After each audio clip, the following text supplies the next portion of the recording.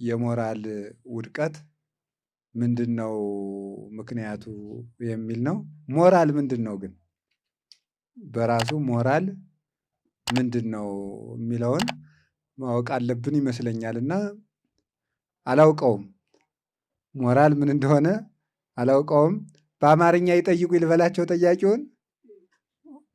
ሞራልን ስለማላውቀው በአማርኛ ይጠይቁኝ ልላቸው ነው። ስለዚህ በዓለም ላይ ያለው አሁን ያለው ሞራል ማለት ስነ ምግባር ማለት ነው። ሌላ ምንም ትርጉም ያለው አይመስለኝም። ካለው ደግሞ እንጠይቃለን። ሕሊና ስነ ምግባር ማለት ነው። በሰውነታችን ውስጥ ካሉት በአእምሯችን ውስጥ ካለው አንድ ጉዳይ ሞራል ይባላል ወይም ሕሊና የሚባለው ነው ማለት ነው። እና የሰው ልጅ ይሄ ሁሉ ኑሮ እየኖረ ውድቀት የመጣበት 3 ምክንያቶችን ጠቁሜ ወደ ቀጣዩ እንሄዳለን ማለት ነው። በዚህ ዓለም ላይ ያለው ነገር የመጀመሪያው የሰው ልጅ የሕሊና ውድቀት የመጣበት 3 ጥያቄዎችን ባለመመለሱ ነው። 3 ጉዳዮችን ምክንያት አድርጌ ያነሳለሁ ብያለሁ። 3 ጥያቄዎችን ባለመመለሱ ነው የመጀመሪያው። በምድር ላይ የሚኖር ሰው ለመባል የሚበቃው እነዚህን 3 ጥያቄዎች ሲጠይቅ ነው። አንደኛው እኔ ምንድን ነኝ የሚል ጥያቄ ሲጠይቅ ነው። ሁለተኛው ደግሞ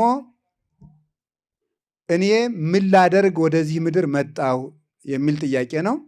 ሶስተኛው ወዴት እየሄድኩ ነውና የት ደርሳለሁ የሚል 3 ጥያቄ መጠየቅ አለበት።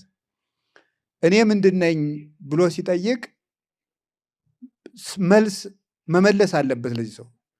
ያግባም ይመንኩስም ይሾምም ሳይንቲስትም ይሁን ሹፌርም ይሁን ሌላም ነገር ይሁን በየትኛውም ጉዳይ ያለ ሰው እኔ ምንድን ነኝ ብሎ መመለስ አለበት። እኔ ምንድን ነኝ?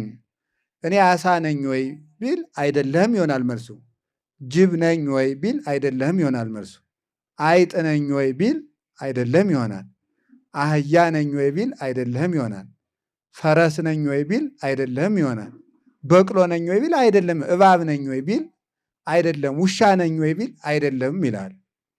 በሬ ነኝ ወይ ቢል አይደለም። ፍየል ነህ አይደለሁም። በግ ነህ አይደለሁም። እንጨት ነህ አይደለህም። ድንጋይ ነህ አይደለም። ሳር ነህ አይደለህም። ውሃ ነህ አይደለህም። መሬት ነህ አይደለህም። ነፋስ ነህ አይደለህም። እሳት ነህ አይደለህም። ምንድን ነህ? ሰው ነህ። ይህን ማወቅ አለበት ማለት ነው። ሰው መሆኑን አንድ ሰው ማወቅ አለበት ማለት ነው። ሁሉን የሚበላ ከሆነ አይጥ ነው ማለት ነው። ይህ ሰውዬ ሰው አይደለም ማለት ነው።